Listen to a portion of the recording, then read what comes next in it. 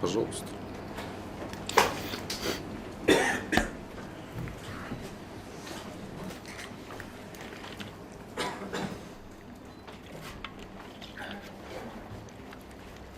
Ну, что, уважаемые друзья, наше замечательное судебное заседание похоже на телесериал, а местами даже такой телесериал вместо судебного заседания оно подходит к концу. И здесь я даже не пытаюсь каким-то образом оскорбить суд, называя это телевизионным сериалом, потому что это действительно похоже на телевизионный сериал, и вряд ли кто-то из нас присутствовал при таком мероприятии или будет присутствовать при таком мероприятии.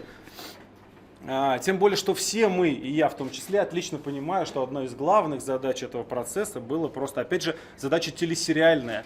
Просто сделать так, чтобы в новостях по федеральным каналам кто-то всегда мог рассказывать, упоминать мое имя в контексте того, что это вот тот самый человек, который похитил весь лес в Кировской области, тот самый жулик, как будто якобы это может каким-то образом изменить все то, что я пишу о тех людях, которые действительно жулики, о тех людях, которые похищают у нас у всех миллиарды и которые захватили власть в нашей стране.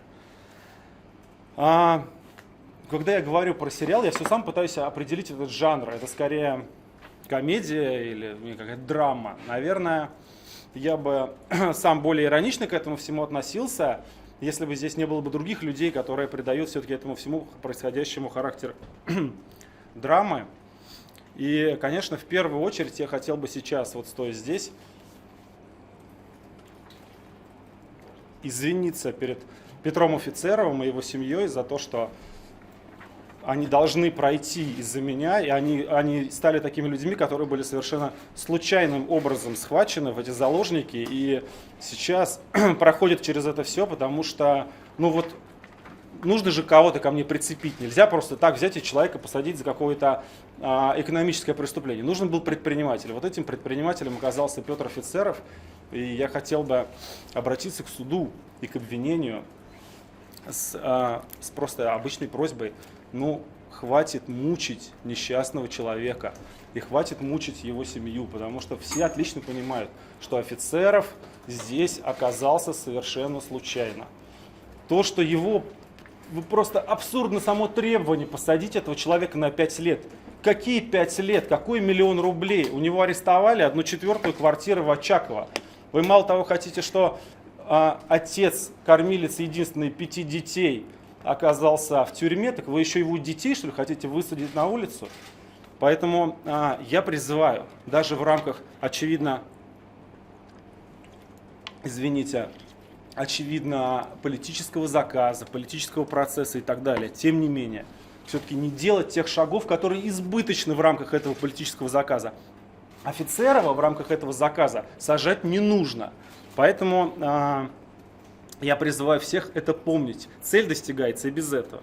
Что касается самого себя, я могу сказать, что я на этом месте нахожусь, понимая почему. Я с этого места могу совершенно честно взглянуть в глаза любому человеку, своей защите, прокурорам, вам, секретарю суда, вот в эту камеру и вообще абсолютно любому человеку в этом зале и любому человеку, который смотрит трансляцию этого зала. Потому что я знаю, что каждый человек, который смотрит эту трансляцию, следит за материалами дела, подойдет ко мне и скажет: Алексей, ты не виновен. И по этому делу, и по всем остальным делам, которые фабрикуются против меня постоянно. Наш уважаемый обвинитель сегодня сказал совершенно просто гениальную фразу, которая, я думаю, станет таким, может быть, подзаголовком этого суда. Давайте выйдем из мира фантазий и сказок.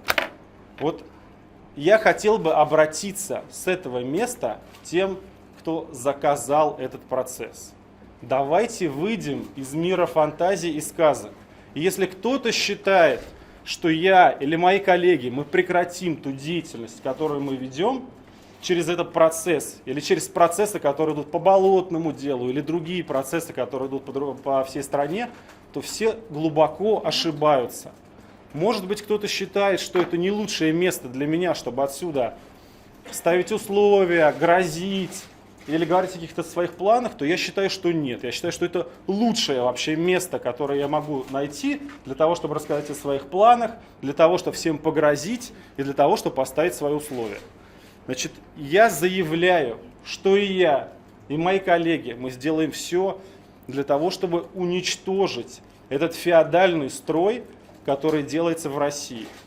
Уничтожить систему власти, при которой 83% национального богатства принадлежит полупроценту населения. И я в этом смысле очень рад, что этот процесс идет здесь, в Кировской области, где очень легко выйти из мира фантазий и сказок. Потому что когда вы находитесь в Кирове, в Куменах или в Омутнинске, вы видите, что никакого мира фантазий и сказок нет. Что 15 лет поступления огромного количества нефтяных и газовых денег, они обернулись для жителей чем? Кто-то из нас получил лучший доступ к здравоохранению, к образовательной инфраструктуре, к новому жилищу, к чему? Что мы получили все? И те, кто находится с этой стороны скамьи подсудимых, и те, кто находится с той стороны подсудимых. Что мы получили от всех этих людей? Ничего. Мы получили только одно. Вы знаете, наверное, единственный продукт, который стал более доступен для населения с советских времен. Это водка. По паритету покупательной способности только водка стала доступна. Поэтому нам всем, жителям страны, гарантирована только деградация и спаивание.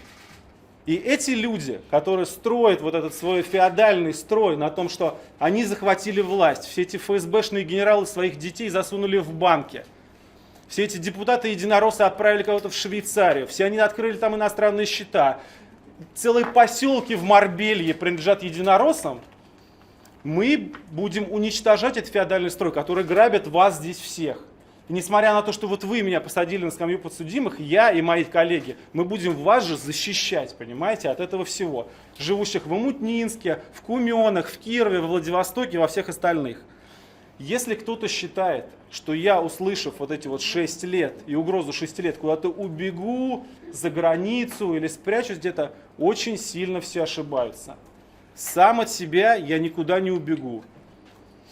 У меня другого выхода нет, и я не хочу заниматься ничем другим.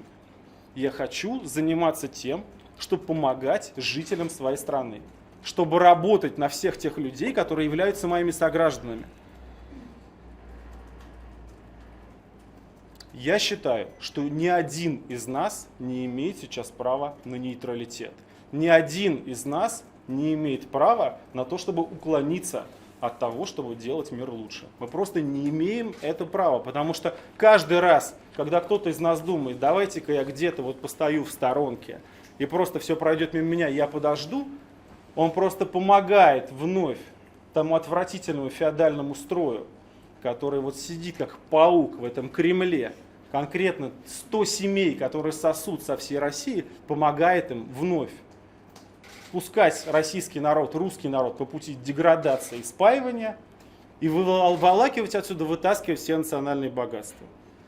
Я хотел бы завершить свое выступление тем, что призвать всех людей, таких как я, таких, кто работал со мной, тех, кто хочет работать со мной, не бояться делать этого. Нас все равно больше, нас сотни тысяч и миллионы. Происходит такая смешная штука, при которой действительно вот эти 100 человек силой телевидения, инерции, благодаря общественной апатии, они захватили здесь власть. Ну не может быть такого бесконечно, чтобы 140-миллионная, гигантская, самая большая в мире, одна из самых богатых стран в мире, подчинилась просто кучке каких-то уродов, которые просто даже никто. Они даже и не олигархи никакие, которые просто, не знаю, путем хитрости, ума или так далее создали капиталы.